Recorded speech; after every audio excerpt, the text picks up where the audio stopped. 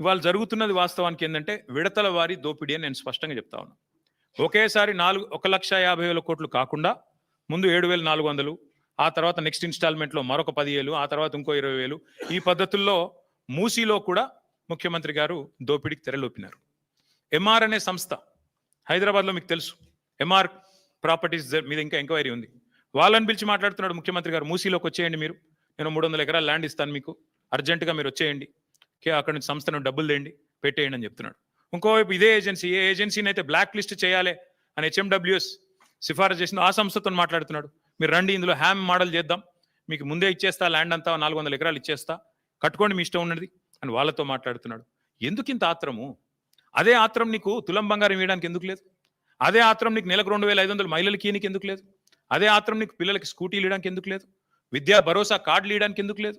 అదే ఆత్రం ముసలోళ్ళకి 4,000 పెన్షన్ ఇచ్చే విషయంలో ఎందుకు లేదు?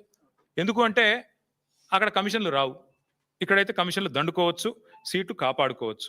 నేను గుర్తు చేస్తా ఉన్న ముఖ్యమంత్రి గారికి, మేము మీలాగా ఆదరాబాదరాగా చేయలేదు. మేము 16,000 కోట్ల రూపాయలతో ఆనాడు సుధీర్ రెడ్డి గారు మన మూసీ చైర్మన్గా ఉన్నాడు, ఓవరాల్గా 16,000 కోట్లతో కంప్లీట్ డిపిఆర్ తయారు చేసినాం. అందులోనే 3,866 కోట్ల రూపాయలతో 37 STPల నిర్మాణం పూర్తి చేసింది బీఆర్ఎస్ ప్రభుత్వం. 2017లోనే మూసీ రివర్ డెవలప్మెంట్ కార్పొరేషన్ ఏర్పాటు చేసినాం. కాళేశ్వరం జలాలతో ఆనాడే గోదావరి మూసీ నదిల అనుసంధానానికి 17 మే 2023లోనే మేము బ్రహ్మాండంగా పరిపాలన అనుమతులు కూడా ఇచ్చినాం, కేబినెట్ అనుమతులు కూడా ఇచ్చినాం. అట్లాగే మూసీ మీద 545 కోట్ల రూపాయలతో 15 బ్రిడ్జిల నిర్మాణానికి మేము ఆల్రెడీ టెండర్లు పిలిచినాం, నేను శంకుస్థాపనలు కూడా చేసినాను. ఇప్పటి వరకు ఒక్క బ్రిడ్జ్ కూడా పూర్తి కాలేదు. మీరు రిబ్బన్లు కట్ చేస్తూ తిరగొచ్చు, ఇవాళ మేము కట్టిన ఇంటర్చేంజ్కి రిబ్బన్ కట్ చేయొచ్చు, ఫలక్నుమా ఆరోబి మీరు కట్ చేయొచ్చు, అట్లాగే మేము కట్టిన రిజర్వాయర్లకు ఇవాళ మీరు పోయి డైలాగులు కొట్టొచ్చు, మేము తెచ్చిన పరిశ్రమకు నిన్నగాక మొన్న పాలమూరులో పోయి 4 సినిమా డైలాగులు కొట్టొచ్చు. కానీ వాస్తవాలుగానే ఉంటాయి. మీరు ఒక్క పరిశ్రమ తేలేదు, ఒక్క ప్రాజెక్టు కట్టలేదు, పైపెచ్చు మూసీ పేరిట మళ్ళొక్కసారి లూటీకి తెరదీస్తున్నారు. అందుకే ముఖ్యమంత్రి గారిని నేను అడిగేది, చిత్తశుద్ధితో పనిచేయండి. 16,000 కోట్లతో అయిపోయే మొత్తం ప్రాజెక్టుకి ఎందుకు ఈ అడ్డగోలు కార్యక్రమాలు చేస్తున్నారు? ఎందుకు ప్రజల్ని ఇబ్బంది పెట్టే ప్రయత్నం చేస్తున్నారు? ఆ రోజు సుధీర్ రెడ్డి గారు చైర్మన్గా ఉన్నప్పుడు STPలు 100% పూర్తి చేశాం 3,866 కోట్లతో. అట్లాగే ఉప్పల్ బగాయత్ దగ్గర ఒక 5 కిలోమీటర్లు మోడల్గా అక్కడ ఆల్రెడీ బ్యూటిఫికేషన్ కూడా పూర్తి చేసినాం. అట్లాగే ఒక్క ఇల్లు కూలగొట్టకుండానే అన్ని STPలు కూడా పూర్తి చేసినాం. మూసీలో మూటల వేట కోసం మేము ప్రయత్నం చేయలేదు.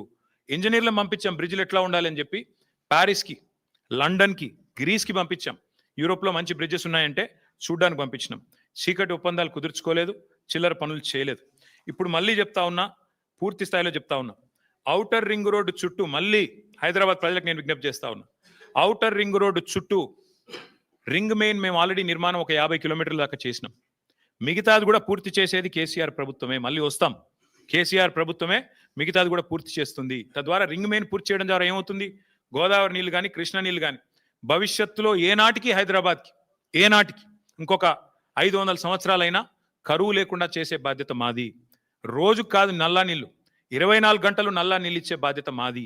1000% ఇది మా వాగ్దానం. మీకు వచ్చే ఎన్నికల్లో మా వాగ్దానం హైదరాబాద్ ప్రజలకు. ఈ ముఖ్యమంత్రి వల్ల కాదు అది, ఎందుకంటే ఆయన గోల్ అంతా ఎంతసేపు డబ్బులు ఎట్లా సంపాదించాలని. ముఖ్యమంత్రి గారు మొన్న బయటపడింది ఆయన మనసులోని మాట.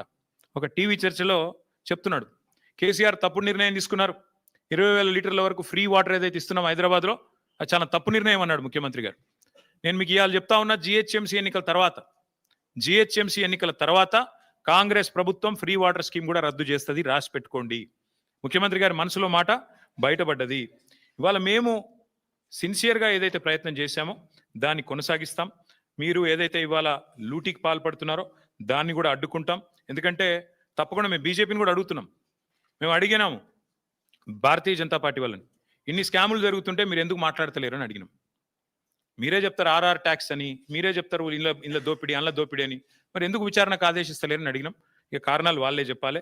ఒకటి మాత్రం పక్కా, ఇదివరకు ఎట్లయితే హైదరాబాద్ దాహార్తి తీర్చినామో మరి గోదావరి నీళ్ళని తీసుకొచ్చి భవిష్యత్తులో కూడా మళ్ళీ హైదరాబాద్కి న్యాయం చేసేది, రింగ్ మెయిన్ ప్రాజెక్ట్ పూర్తి చేసేది, అల్టిమేట్గా మూసీ ప్రాజెక్ట్ కూడా పూర్తి చేసేది